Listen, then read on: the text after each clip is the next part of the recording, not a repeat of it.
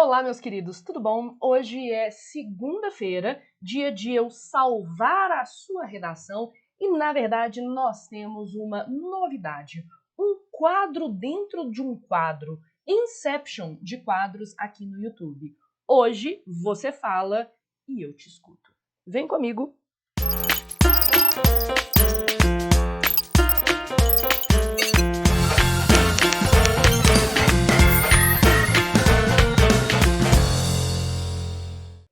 Bom, na verdade, o Salvando a Sua Redação é um grande quadro que inclui outros quadros. A gente tem correção, a gente tem comentário de repertório, a gente tem comentário de teoria, correção de textos de alunos do meu curso, alunos nota 1000, e a gente criou o Fala que eu te escuto. Após muito nos divertirmos com os comentários aqui do YouTube e das redes sociais, as postagens no Twitter, a gente resolveu fazer uma versão canal Jana Rabelo do meu vídeo favorito do canal do Dr. Drauzio Varela. Na minha opinião, os melhores vídeos do Drauzio Varela são os vídeos em que ele lê comentários aos vídeos dele. E aí, eu vou ser muito sincera, a gente resolveu usar o Drauzio como inspiração para criar o nosso querido Fala que eu te escuto. A equipe Jana Rabelo selecionou alguns comentários daqui do YouTube. Eu não sei quais comentários são esses, eles só me mandaram o arquivo, então eu vou responder aqui no improviso, muito frequentemente no susto, para dizer o mínimo. Então vamos dar uma olhada no nosso Fala que eu te escuto do dia de hoje. Eu vou abrir aqui os comentários e responder do jeito que dá. Então eu já vou até colocar o nosso Fala aqui em cima e vamos ver o que as pessoas andaram me perguntando. Isso, obviamente, você pode participar deste quadro, significa que você deve deixar seus comentários, suas dúvidas, suas sugestões, seus puxões de orelha aqui embaixo na parte de comentários. E já que você está interagindo com o canal, aproveita, se inscreve no canal, ativa as notificações, deixa um like neste vídeo se você gostar desta nova série. Então vamos ao primeiro comentário. O primeiro comentário estava no meu vídeo sobre... Estava lá na correção da redação sobre caminhos para combater a evasão escolar no Brasil. E o comentário é: Oi! Mesclar, ou seja, misturar letras cursivas e de forma como ela fez, por exemplo, em desmotivação e fundo das Nações Unidas, não sofre penalização? É uma pergunta de Paulo. Paulo, então, não tem problema você fazer uma coisa que é uma mescla entre letras cursivas e de forma, desde que, 1, a sua letra seja legível, compreensível, e 2, você separe direitinho o que são as maiúsculas e as minúsculas. Vou usar como exemplo a minha própria letra. A minha letra no mundo real é uma mistura de maiúsculas, minúsculas não, de cursivas e de forma. Por exemplo, o meu nome é Janaína Rabelo. E aí não vou pôr o resto do nome aqui não, que é um nome enorme. Como você pode observar aqui, eu tenho tanto letras tipicamente de forma, mas eu também tenho letras que se ligam, o que seria letra cursiva, tá? Isso é possível, isso é super permitido pelo Enem. O que não pode é misturar maiúscula e minúscula. Você precisa diferenciar essas letras, porque isso pode ser considerado um desvio gramatical. Então, eu vou dar um exemplo para vocês aqui, né? Vou escrever, uma das minhas letras é uma letra que a gente chama de caps lock. Ela é toda em maiúscula. Então, aqui estamos no quadro Salvando Sua Redação. Como você pode observar, eu estou usando aqui letras de forma, aquilo que tipicamente a gente acharia que são letras de forma maiúsculas. Entretanto, para destacar a maiúscula de verdade e diferenciar das minúsculas, eu escrevo em caixa alta, eu pus esse S grandão, tá? Então, pergunta lá do Paulo. pode mesclar letra cursiva e de forma? Pode.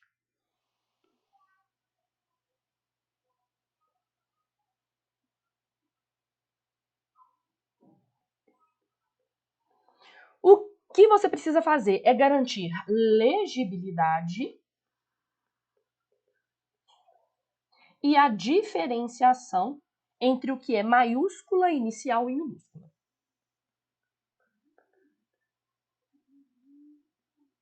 Então, respondi a primeira parte da pergunta do nosso querido Paulo. Paulo é um aluno, um tipo de aluno que está claramente em extinção. A gente pode fazer piadas biológicas no YouTube, tá permitido. Eu faço piadas. No mundo real, gente, eu faço piada, então aqui, como é no improviso, vou fazer piada também. Beleza, tá? Outra coisa, era um vídeo em que eu perguntava se existem as palavras permuta e permutação. Eu conseguia, né, conhecia a palavra permuta no sentido de troca de conhecimentos, e eu perguntava para os alunos se existia a palavra permutação nesse outro sentido, que eu estava acostumada a usar permutação só lá dentro da matemática. E aí ele responde maravilhoso: Paulo, que é isso? Isso é um lorde. Quanto à permutação, creio que diálogo de saberes, troca de saberes, seja mais adequado. Permutação carrega a ideia de troca de posições, como usada na matemática. Super concordo com você, Paulo. E muito bom vídeo, a gente ainda agradece o biscoito dado. Então vou pôr até um coraçãozinho aqui. Muito obrigada por esse biscoito. Jovens, eu quero que vocês saibam que produzir conteúdo no YouTube dá um trabalho do cão. Então deixa o seu biscoito, deixa o seu elogio aqui nos comentários, assim como o nosso querido fez. Bora para a próxima, né? O próximo comentário, a próxima pergunta é um giro da Jana, mais Janaflix, sobre a questão do trabalho análogo à escravidão e o racismo. E aí o Matheus me perguntou o seguinte: ô, Jana, eu queria saber sobre redações dos vestibulares tradicionais. Como fazer para me preparar? Primeiro, fazer provas passadas, né? É sempre importante que você baixe as provas passadas para conhecer a fundo o comando. Eu faria uma prova de redação passada por semana ou a cada 15 dias.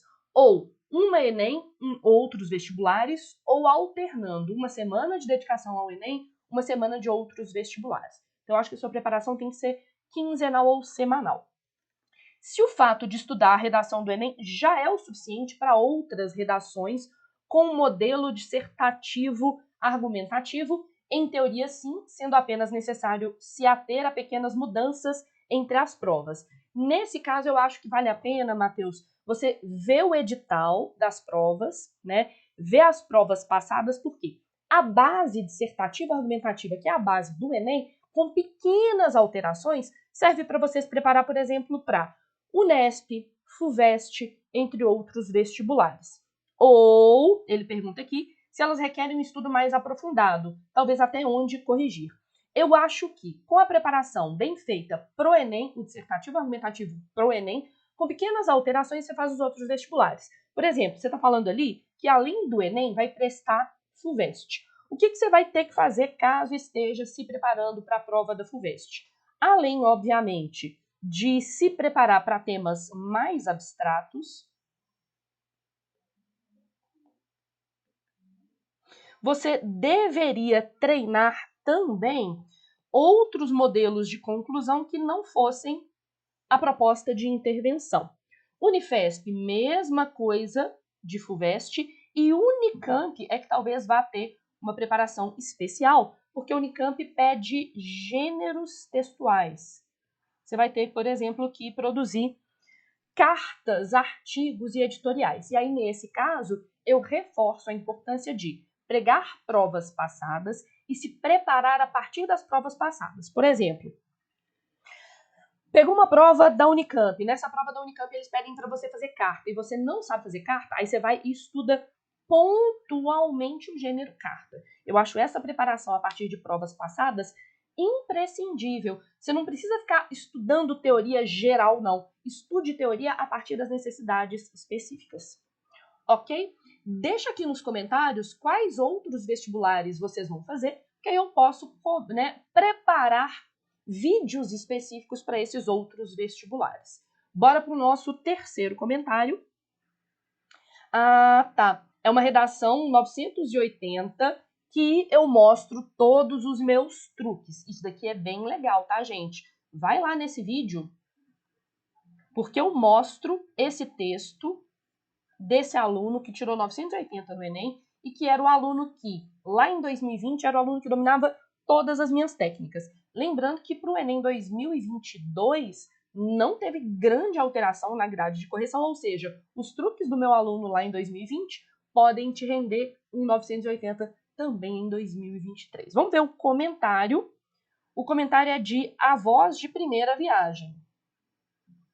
Eu acho que faltou você dar uma breve recapitulada em quais são as competências. Então, gente, só lembrando, as competências, nós temos vários vídeos aqui no canal em relação a isso, e aí não dá para todo vídeo eu fazer essa revisão, né? Competência 1, 2, 3, 4 e 5. Vale a pena dar uma olhada em vídeos passados no canal. A gente tem vários vídeos em que eu comento, no geral, as competências Enem e detalhadamente cada uma delas com os meus truques, mas só recapitulando para que a voz de primeira viagem fique feliz, né? Já que ela é a voz da experiência. Foi mal. Competência 1. Norma culta. Em geral, regras gramaticais e estrutura sintática. Além disso, vocabulário. Competência 2, falar do tema. Escrever um texto dissertativo, argumentativo e ter pelo menos um repertório sociocultural produtivo. Competência 3, a qualidade da argumentação. Especificamente, nos últimos anos, tem se pedido que haja um projeto de texto estratégico. A propósito, eu fiz um aulão para as turmas do meu curso recentemente sobre projeto de texto estratégico. Quer uma aula aqui no YouTube sobre isso? Deixa a sigla PTE aqui nos comentários. Então, projeto de texto estratégico. Competência 4 é o estabelecimento de coesão entre parágrafos e dentro dos parágrafos. E competência 5, uma proposta de intervenção com 5 elementos: objetivo, agente, ação, meio e detalhamento. Então, dei uma breve recapitulada, né? A voz de primeira viagem. Mas eu vou ser muito sincera, não dá para fazer isso em todo o vídeo, senão fica muito pouco produtivo. Acho que vale a pena você dar uma olhada nos vídeos anteriores. E o que é que e daí no texto? Você vai falando como se já soubéssemos isso. Então, imagino que a voz de primeira viagem chegou aqui no meu canal agora. Talvez ela seja seguidora de primeira viagem, além de avó de primeira viagem. Temos vários vídeos sobre todas essas técnicas. Eu explico todas as 5 competências, faço vídeos específicos sobre as 5 competências e talvez um dos meus vídeos mais assistidos e que vale a pena, se você está vendo esse vídeo, voltar nele, o meu vídeo sobre a técnica do o quê. Por quê? E daí? Vale a pena voltar neste meu vídeo. É um dos vídeos mais acessados e mais importantes, mais representativos. Então, a voz de primeira viagem. Deixe de ser uma seguidora de primeira viagem e procure o vídeo sobre o que, porquê e daí, ok? Bom, pergunta respondida. Vamos para o nosso próximo comentário. É um comentário sobre... É um giro da Jana, em que eu falei sobre chuvas no litoral de São Paulo, sobre o uso de eletrodomésticos inteligentes, sobre a Rihanna e, como sempre, eu fazendo trocadilhos de má qualidade. Então, temos ali um comentário de Davi Rufino. Hahaha, te amo, Jana. Ri demais com o aspirador de pó chamado Aécio.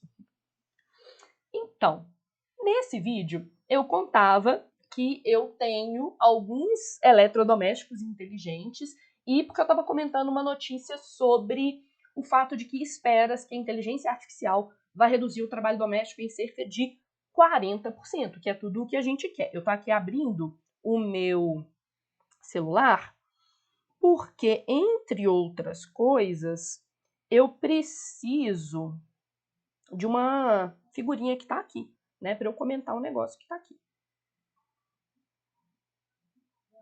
Tá? Então aqui, só um minutinho. Já estou preparando.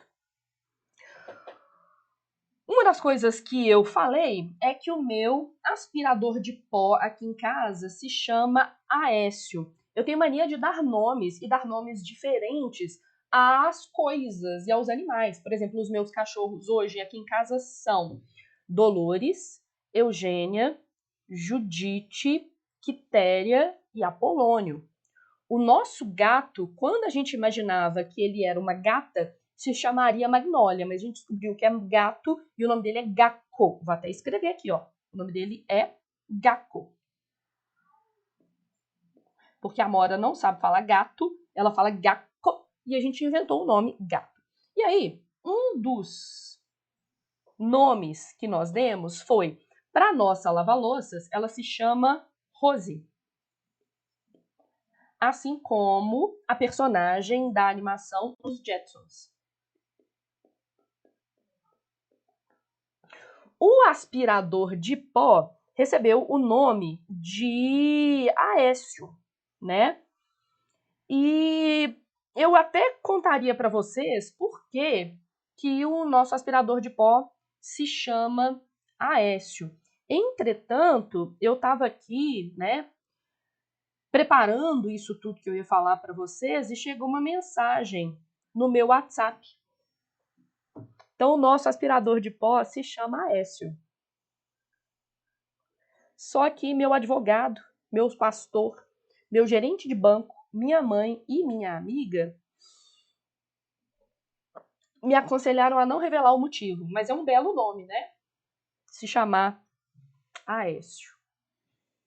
E aí, mudando de assunto, você tem algum nome especial para algum dos animais da sua casa ou, eventualmente, para algum dos seus eletrodomésticos? O meu aspirador de pó se chama Aécio. Próxima pergunta é uma proposta, né, é um texto sobre a redação da FUVEST 2023, ou seja, se você pedir aqui embaixo que eu comente outros vestibulares, FUVEST, Unicamp, UERJ, entre outros, eu gravo esse vídeo. Temos um vídeo sobre a redação da FUVEST 2023. E aí uma aluna, a Marta, me perguntou o seguinte: minha dúvida é, eu nunca posso falar algo bom do tema? Porque tem temas que simplesmente temos que abordar o argumento do que aquilo é bom e do que aquilo é ruim. Marta, você pode falar bem sim, né? Falar bem é um posicionamento. A grande questão é que nós somos grandes fofoqueiras e estamos acostumadas a só falar mal das coisas. Então eu vou pôr aqui uma grande lição que eu tenho aprendido enquanto fofoqueira, tá? Então, vamos para a lição. Falar mal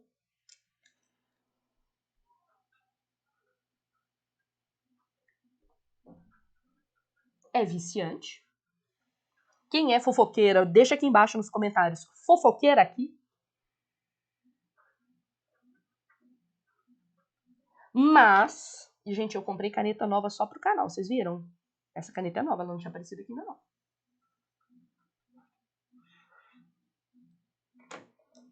Falar bem.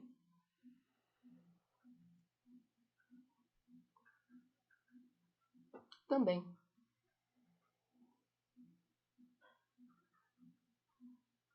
Pode. Tá? E aí, a dúvida dela, né? Eu posso falar algo bom do tema? Pode. Entretanto, só falar bem, em geral, rende pouco em termos argumentativos. Em geral, é uma argumentação que fica muito expositiva. Então, eu sugiro que você adote o que a gente chama de abordagem ponderada. E eu vou dar um exemplo.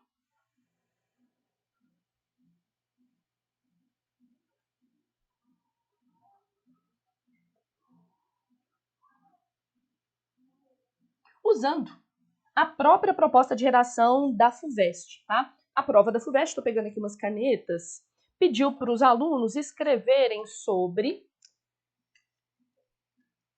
Aqui, só para vocês entenderem, eu estou vindo aqui atrás, porque temos vários conjuntos de caneta esperando para ser usados. Loucos da papelaria, vocês me entendem? Eu tenho uma caneta específica para cada coisa que eu faço. Então, a gente está aqui. Uns anos atrás, a prova da FUVEST pediu para os alunos escreverem sobre as várias faces do riso.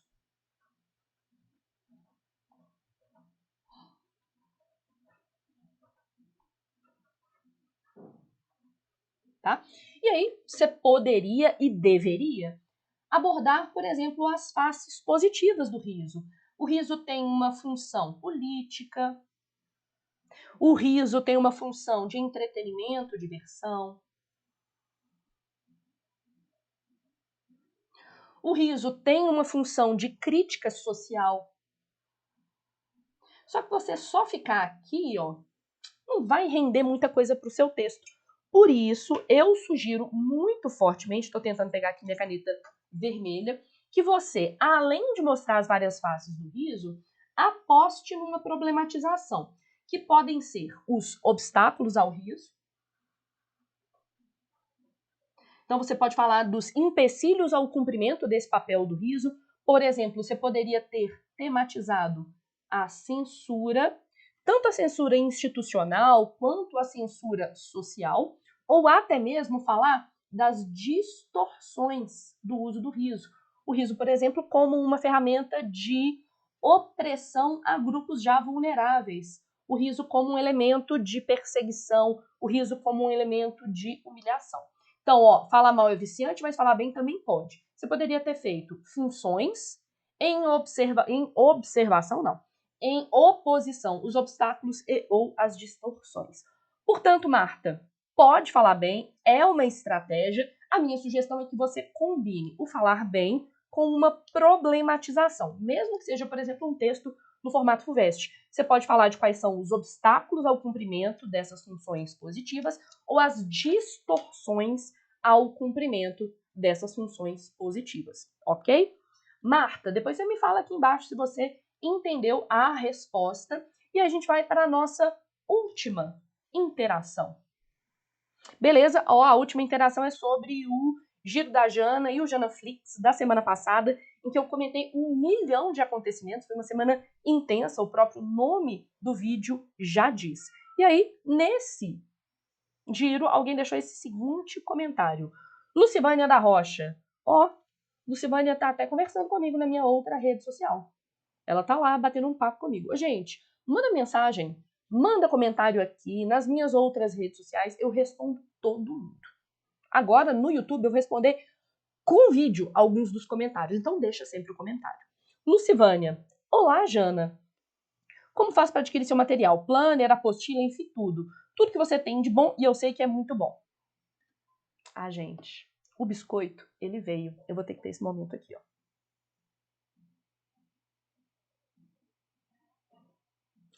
A gente faz tudo com muito carinho. Planner, caderno, apostila, frescurinhas. Por exemplo, os meus alunos do curso ao vivo recebem essa canequinha para tomar um cafezinho ou uma água durante a aula. Lucivânia, te respondendo, para ter acesso ao material, você tem que fazer parte do curso da nossa comunidade. Nós temos tanto o curso ao vivo, que tem acesso ao material físico, quanto os cursos gravados, que tem acesso ao material digital. A gente tem gente de todos os estados, basicamente, do país, e temos alunos até do exterior no curso gravado. No ao vivo tem também gente do país inteiro, não tem gente do exterior neste ano, não. Queremos estrangeiros neste ano. A gente já teve alunos de Angola, a gente já teve aluno da Argentina, a gente já teve aluno em Portugal. Então, seja material físico, seja material digital, esse material é exclusivo aos alunos. Se você quer ser aluno, Jana Rabelo, é estranho falar da gente em terceira pessoa, né? Mas se você quer ser aluno, Jana Rabelo, é só ficar de olho. Todos os meus posts em todas as redes sociais e aqui no YouTube tem o link para o meu site e aí para os meus cursos. Se matricule, a gente está nos últimos dias, chora nesse merchan. Queridos, eu tenho que encerrar esses comentários e eu queria que você me contasse. E aí, o que você achou do Fala Que Eu Te Escuto? Foi produtivo? Te ajudou, entre outras coisas, com conteúdo? Te ajudou a dar uma gargalhada? Te ajudou, por exemplo, a ver que eu estou, de fato, com muito medo da visita do senhor processinho? Deixa seu comentário, seu like, seu puxão de orelha, entre outros. Um beijo e a gente se vê na quarta-feira com o Ver, Ler e Ouvir. E vai ser um Ver, Ler e Ouvir especial. Eu vou falar sobre os problemas urbanos e como eles podem ser resolvidos com a arte. Até!